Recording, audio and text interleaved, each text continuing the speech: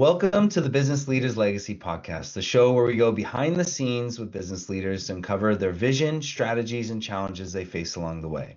My name is Chris Bruner. I'm the CEO of Simple AI Solutions and the host of today's podcast. Today, I'm excited to introduce Ryan Stecklair, the owner of Family Interiors. Their family business has been serving our community since 1976.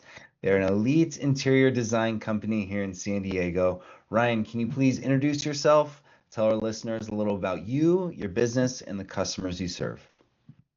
Absolutely. Thanks, Chris, for having me. I appreciate it so much. I'm Ryan Stecklair, own Family Interiors. I've been doing it for about 30 years, since I was 15, actually. And we're coming up on 50 years of business in the greater San Diego County area. And I've got 6 kids and a love for life. I got to feed these kids, so I keep going hard. And we created a community here and an environment that we value people a lot. And so that's why I'm here. I'm here to serve, to love on people and beautify homes. Yeah, that's awesome. That's super cool. Okay, Ryan, so let's jump into this. Let's talk a little bit about your role within the business. Can you tell me a little bit about your role day to day, right? What does running Family Interiors actually look like for you? So I started at the bottom in terms of learning how to do everything when I was 15 years old. And so I played many roles. So unlike most people in general, I'm not just a salesman, I'm not just a manager. I kind of wear a lot of hats.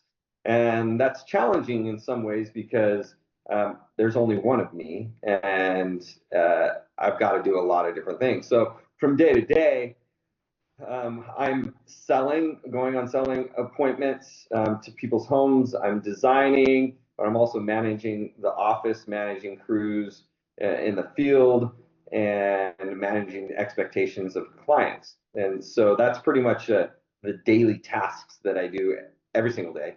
Um, and although it's fun, it's also challenging in many respects. Yeah, no, that's cool. It's yeah, you mentioned wearing many hats. What's your favorite part of running Family Interiors? What do you enjoy most?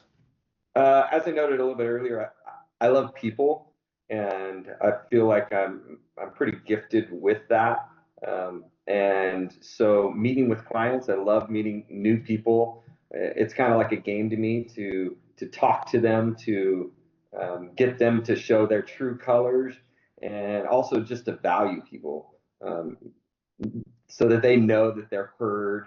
And whether that's in the office here or it's out in the field, that's my favorite part. Just meeting different people. And sometimes I don't want to meet them, but most of the time I just love people.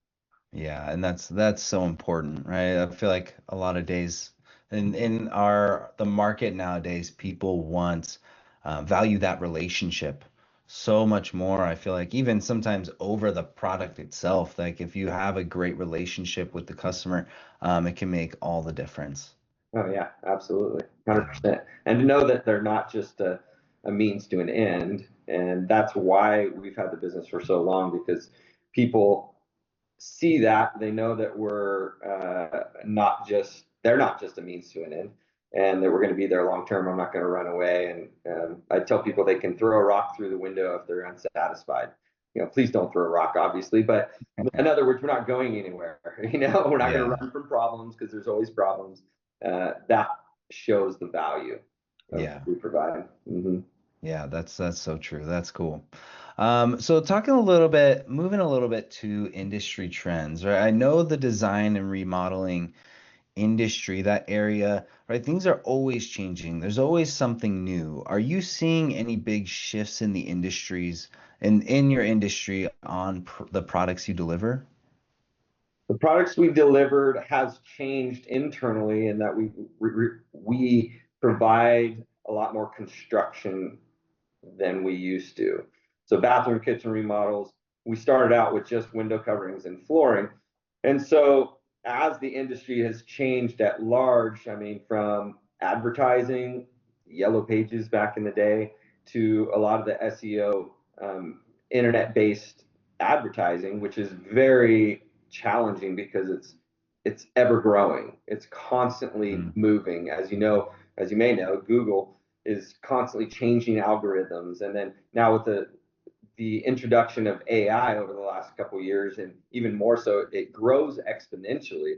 And so those things are changing at a rate that, like, I don't know, I'm 45 years old, and it's challenging for me to get into it fully and also to learn it fully and then to execute it fully. So we have teams that introduce little things here and there, but for the most part, that's where I see the industry going, from design, using the chat GPTs of the world and whatever the case might be. You can design a wall or design a kitchen based off of that, which is incredible.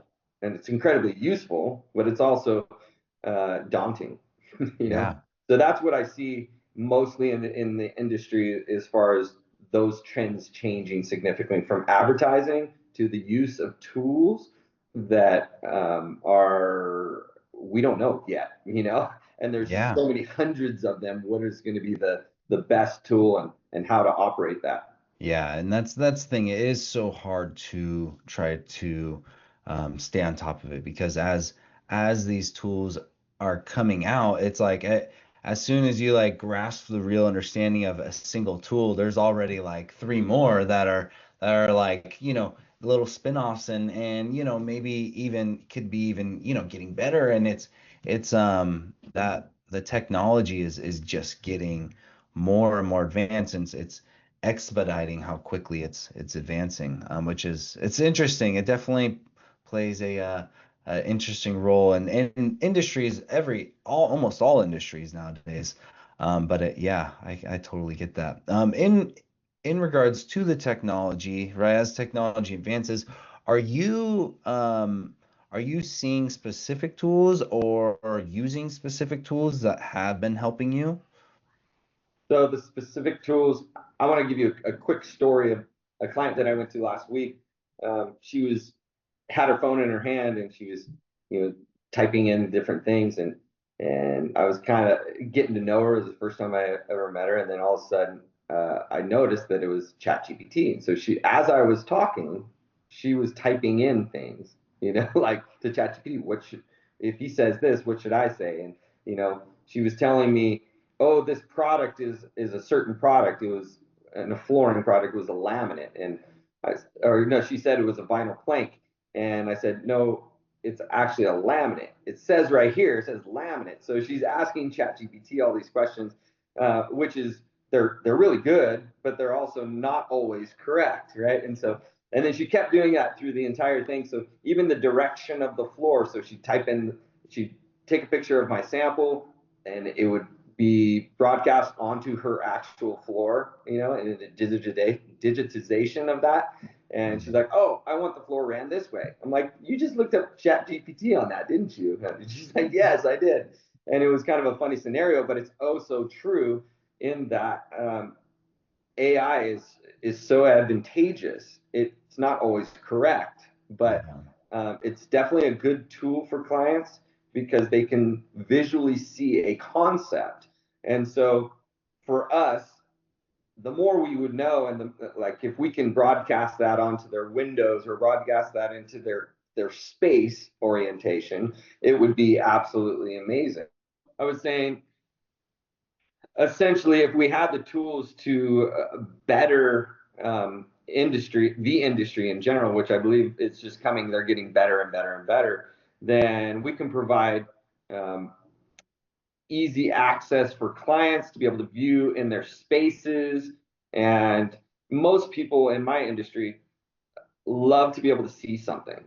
You can explain a concept away, you can put it on paper, but when you actually visually see it and you have a visual representation of it, it's a phenomenal selling point.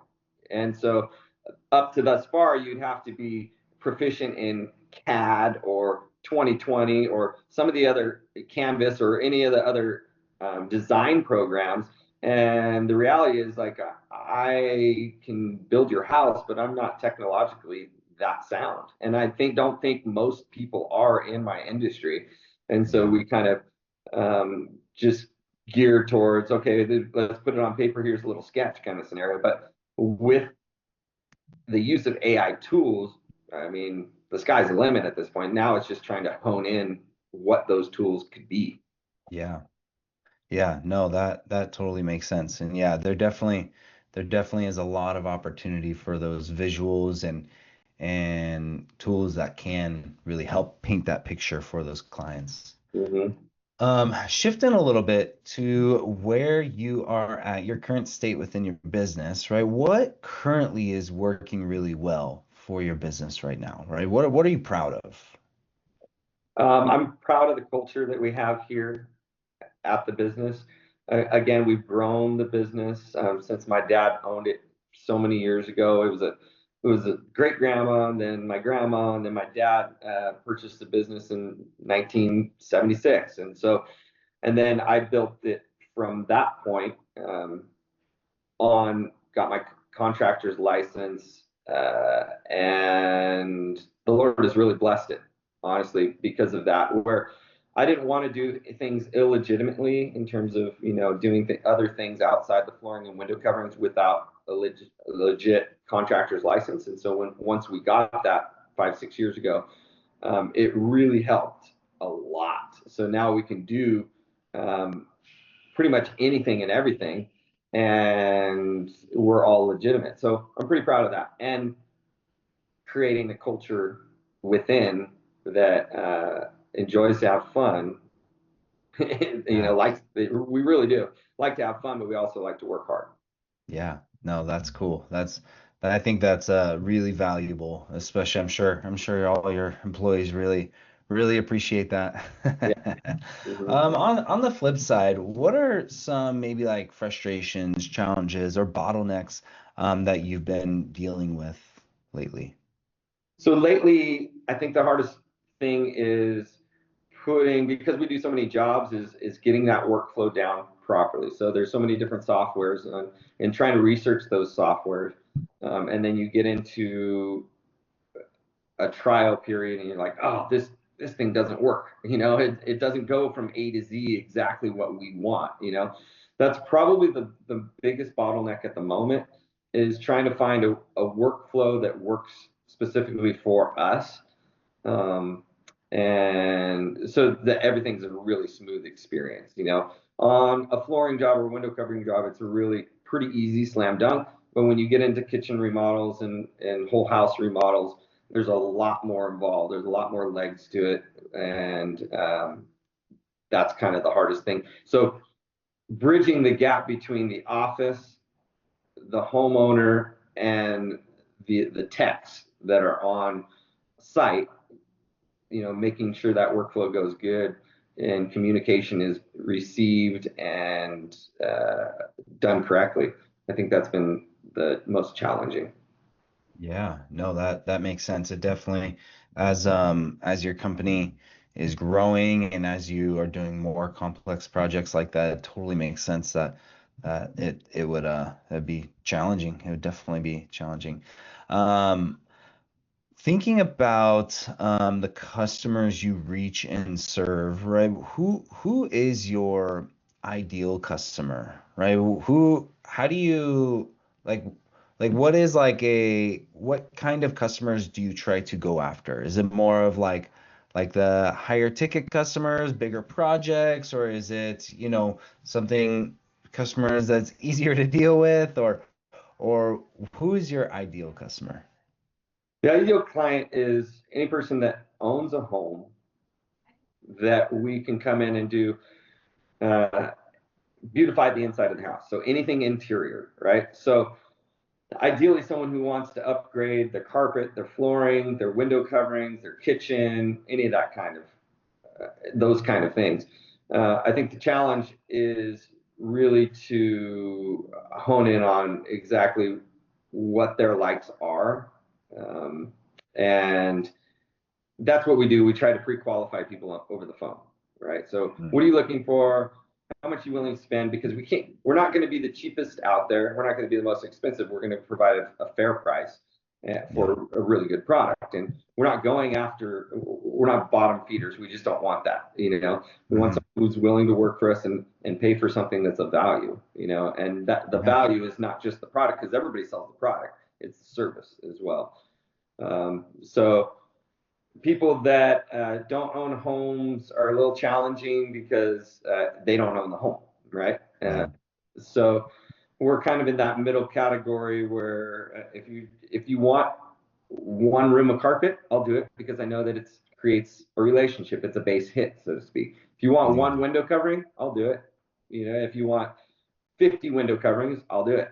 So there's no job. It's kind of the cliche thing, is no job too small or too big. Like we'll continue to do it because it's creating the relationships between the people. As long as they're willing to work with us. I mean, that's the biggest key, right? Yeah, yeah. No, that totally makes sense. It makes sense as a business to, even though smaller jobs can be valuable for that relationship, right? You can always, it could always lead to something bigger in the future, and yeah, no, that totally makes sense. Mm-hmm. In regards to outreach to your clients, where do you gain clients? Do you do any specific type of outreach marketing that has worked well, or how do you gain clients?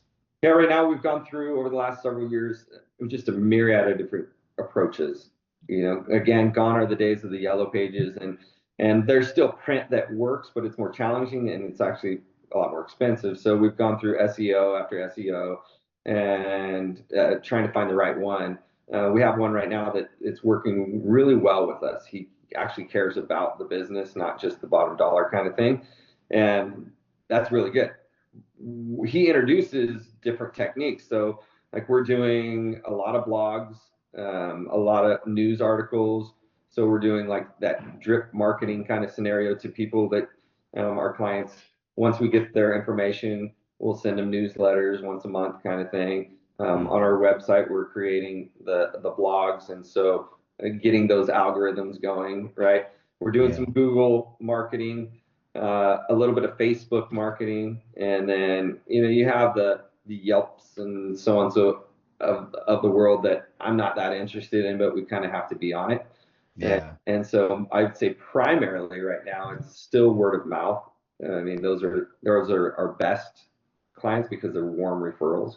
But more and more lately, we've gotten a lot of things off of just the Google ads. yeah, Mhm. yeah. No, that makes sense. That's great. That's great.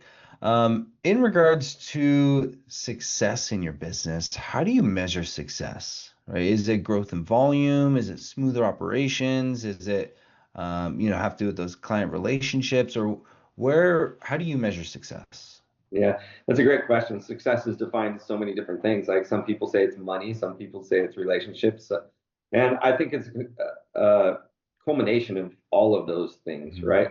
So over the last few years, our revenue's gone up and down and all around due to COVID and due to tariffs and doing all these different things. And so it can be depressing if you're only looking at bottom line revenue kind of thing. So is our profit up this year? Is our profit down this year? We're looking at all those different things. But ultimately, at the end of the day, okay, are my clients satisfied in the end? That's my success, right? Are the people in my office happy, enjoying life? Do they have a good work-life balance? Do my uh, subcontractors and vendors and all those things like us still? So I guess at the end of the day, it's that relationship, how those things look overall. If they're calling me a dirtbag, then I know that's not successful in my mind. If they're calling me someone who's pinching pennies and stuff like that, so I really look internally and say, okay, what can I do to better the company personally as much as I can? How are we all conglomerately looking at relationships? And as people come back to us constantly, that's what they're saying. They say, you guys were so kind, you're so nice, and that's really ultimately how I define the majority of my success. Of course, the numbers have to come because otherwise there's no business, That's so right. we need to be successful in that realm too. But how many projects we're looking at, what are the caliber of the projects, and how we um, efficiently manage those projects, that's also a good success measurement. Yeah, no, that makes sense. That's great. In regards of where you want to go in the future, right? What do you where do you want family interiors to be 6 months to a year from now? Mhm. I'd say in a similar space in that everybody, I keep going back to the relationship things, right? Because that's one of our coin phrases, people matter, right? So I want the people in here to feel good about working with me, with us as a team. And I want to grow more, even more in the construction industry, smoother processes, the ability to actually be on the cutting edge of the AI, of the waves that are taking us. Because if you're not growing, you're dying, of course, and we can't be stuck in one age because, again, technology increases exponentially. It's not just, hey, okay, a little bit here. No, it like exponentially increases, and we need to be on the brink of that. And if we're not, then we're losing out on the majority of potential clients Yeah. because I think our industry in general is not. There's still software programs that look like DOS. Like it's just not. They're not up to par, and it's hard to get up to par when it's moving so quickly. So the quicker we can do that, the better we can do it on a cutting edge level. I think the better off we would be. So in 6 months, like I want to keep up. I want to stay up as much as we can, of course. Yeah. Yeah, of course. Yeah, yeah. No, that makes sense. That's great. If you can if you can fix one issue or like maybe wave a magic wand, right, and fix some ongoing headache or something like that, what would you want to focus on? um, to focus, if I could wave a magic wand, what could I focus on? I'd say probably the smoothest of operations between the field and the client and the office here. Just Mm, because it's a continual process. There's always things we could tweak, and so the better that goes, I mean, everything works, right? yeah. As well as our presence in the world, like top of Google all the time, right? Mhm. I don't know if Yeah. that's ideal without because we're a small fish in a huge pond, obviously, and we only have so much money to actually put towards that. But that would be a key, to get people in Yeah. the doors. Once they're in the doors, it's easy. It's just the visual representation. Yeah. No, that makes sense. That makes sense. All right. And also thinking about like growth and future, right? What does growth look like for you? Right? Would you want to focus on more projects, higher end projects, specific things, hiring more team or what does growth look like for you? Growth looks like for me, really, yes, all the above. Hiring more team members, but also making things smoother internally and externally, and then doing projects that are a higher caliber is always kind of nice. Um, so yeah, I'd say really all the above. That's what growth looks like to me. Yeah. Not staying stagnant, sharpening our pencils, sharpening our bottom line profit, getting jobs done quicker because we're more efficient at all of those things. Yeah, no, that makes sense. Yeah, that's awesome. That's cool. Well, Ryan, thank you so much. I really appreciate our conversation here, the insight you bring, answering the questions and all that stuff. I really appreciate it. To close, I'd like to ask one last question, right? Since this is the Business Leaders Legacy podcast, and you as a business leader, owner of Family Interiors, what kind of legacy do you want to leave behind? Mhm. I think I've spoken on that legacy the entire time of this podcast. Actually, is just that people would feel valued when they think of family interiors. They would say, "Hey, that's a company who has integrity, a company that cares for people, constantly. They're not just a number, but really cares about the end results. And that's a company that I would want to work for if I could. And that's really pretty much it. That's the legacy, Yeah. and the opportunity to bless other people, And oh man, I was so blessed by Family Interiors, not in just their in products, but in our conversations that we had um, as a client or as an employee or whatever. Like that's what I want to be known for. Yeah, that's awesome. That is honorable. That's really cool.